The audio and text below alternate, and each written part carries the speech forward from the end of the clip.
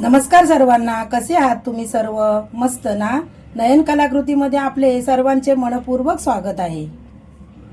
आजची आपली रेसिपी आहे गरमागरम बाजरीचे सूप। थंडीमध्ये शरीर केवळ बाहेरून गरम करून चालत नाही, तर शरीरामध्ये आतूनही ऊब मिळावी लागते। त्यासाठी बघा, बाजरीचे सूप हे उत्तम पर्याय आहे। यामध्ये लोह, फॉस्फरस हे महत्त्वाचे घटक बाजरीच्या सूप मधून मिळतात। यामुळे शरीरातील रक्त वाढते। त्यामुळे आज बघा, हीच मी रेसिपी करून दाखवणार आहे। ही रेसिपी मी कशी बनवली बाजरीचे सूप, चला तर मग आपण पाहूयात।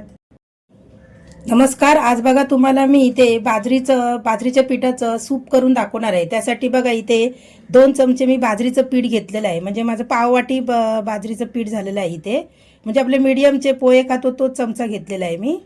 आणि अर्धी वाटी दही घेतलं इथे। हे बघा, ही लसूण घेतली मी इथे बारीक, 4 ते 5 पाकळ्या लसूण अशा बारीक चिरून घेतल्यात। आल्याची अशी मी किसून घेतले, आलं अर्धा इंच। 5 ते 6 मी इथे कढीपत्त्याची पानं घेतली, कोथिंबीर घेतली आहे। मध्यम आकाराचा इथे कांदा बारीक चिरून घेतला आहे। पाव चमचा मी इथे हळद घेणार आहे आणि पाव चमचा इथे मी जिरं घेणार आहे।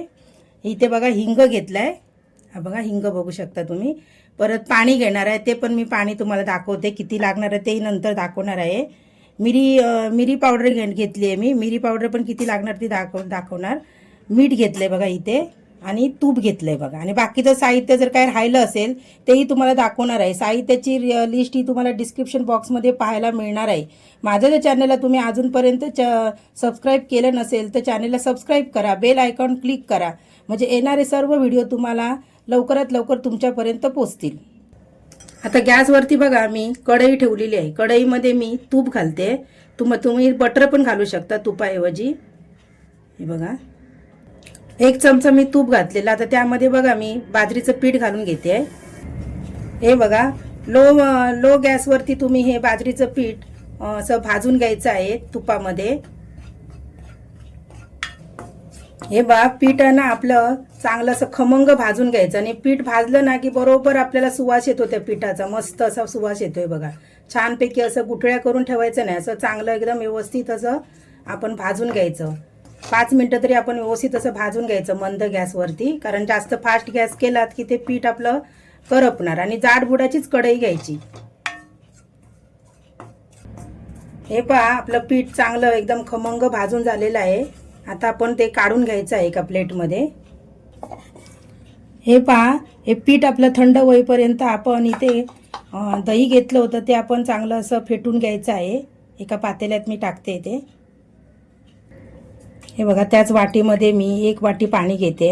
अर्धी वाटी आपण दही घेतलं होतं ना, तर 1 वाटी पाणी टाकते आणि फेटून घेते मी।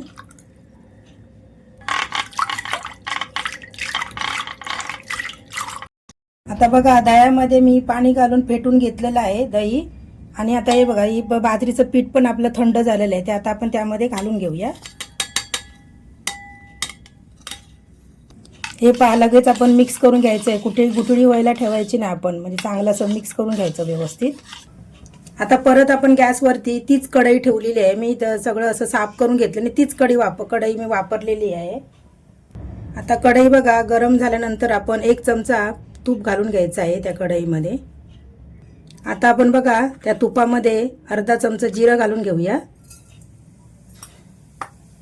जिरं घातल्यानंतर आपण कढीपत्ता घालूया, हिंग घालूया आपण पाव चमचा, हळद घालूया पाव चमचा। गॅस आपण लोच ठेवलेला आहे, हे परतून घ्यायचं आपण व्यवस्थित असं।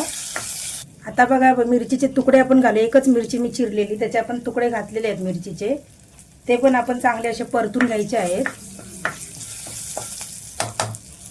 मिरचीचे तुकडे घातल्यानंतर आपण कांदा घालायचा आहे। कांदा पण आपला चांगला असा परतून घ्यायचा आहे बघा। हे पहा, कांदा परतून झाल्यानंतर आपण इथे बघा अर्धा इंच आल्याचं मी किसून घेतलेलं, तुम्ही पेस्ट पण करू शकता। आणि इथे मी बघा लसूण पण अशी ना बारीक चिरून घेतलेली, ती घालून घ्यायची आहे। आणि ती पण चांगली अशी खमंग फोडणी करून अशी चांगली आपण अशी परतून घ्यायची आहे बघा। आणि गॅस आहे ना आपण मंदच ठेवायचा, कुठेही फास्ट करायचं नाही गॅस। हे पहा, आता चांगलं आपलं हे बघा व्यवस्थित कांदा लसूण वगैरे आलं चांगलं परतून झालंय। आता ही आपण करून ठेवलेली ना ही बाजरीची पेस्ट, ती आपण त्यामध्ये घालूया। आणि हे बघा बाजरीचं पीठ घातल्यानंतर आपण चांगलं असं बघा ढवळायचं आहे व्यवस्थित, असं कुठेही गुठळ्या होता कामा नाही. आणि गॅस आपण मंदच ठेवायचा. हे पहा चांगली उकळी 2-3 अशा उकळ्या चांगल्या आल्या ना का आपण त्यामध्ये बघा मीठ घालायचं आहे, चवीनुसार मीठ घालायचं आहे. बघा मीठ घालायचं आहे आपण चवीनुसार त्यामध्ये. आणि परत ढवळून घ्यायचं चांगलं. आणि परत एकदा असं ना चांगलं असं आपण परत उकळी यायला द्यायचं आहे. मला ना मी सांगते ना तुम्हाला, या म्हणजे सगळं हे करण्यासाठी मला 1 ग्लास पाणी लागलं. म्हणजे 2 पेले मला पाणी लागलेलं आहे. बघा हे ग्लास आहे माझं, ते 2 मला पेले पाणी लागलं. म्हणजे 2 पेल्याचं 1 ग्लास आहे. पहिल्यांदा मी ते दही फेटलं तेव्हा 1 पेला टाकलेलं पाणी आणि आता 1 पेला टाकलं मी पाणी. आता आपण त्यामध्ये बघा मिरी पावडर टाकायची आहे. बघा पाव चमचा मी मिरी पावडर घेतलेली आहे. मिरी पावडर टाकते मी. मिरी पावडर टाकल्यानंतर परत एकदा असं व्यवस्थित असं मिक्स करून घ्यायचं आहे, कारण ती मिरी पावडर पण व्यवस्थित अशी लागायला पाहिजे. आणि परत 1-2 उकळ्या परत काढायच्या आहेत. हे पहा गरमागरम बाजरीचं सूप आपलं तयार झालेलं आहे. या हिवाळ्यामध्ये माझ्या पद्धतीने तुम्ही हे सूप करून बघा. एकदम सोपी पद्धत आहे आणि कमी साहित्यामध्ये मी केलेलं आहे. 2च चमच्याला त्या तूप घातले. तूप किंवा तुम्ही बटर घालू शकता. आता वरून आपण अशी कोथिंबीर घालूया आणि गॅस बंद करूया. आता बघा मी इथे सर्विंग बॉलमध्ये काढून घेत आहे हे सूप. हे पहा गरमागरम सूप खाण्यासाठी तयार झालेला आहे. माझा जर व्हिडिओ तुम्हाला बाजरीचं सूप हा व्हिडिओ जर तुम्हाला आवडला असेल तर जास्तीत जास्त लोकांना शेअर करा. 1 लाईक मला जरूर करा. अजूनपर्यंत चॅनलला सबस्क्राईब केलं नसेल तर चॅनलला सबस्क्राईब करा. व्हिडिओ संपूर्ण पाहिल्याबद्दल मनापासून धन्यवाद.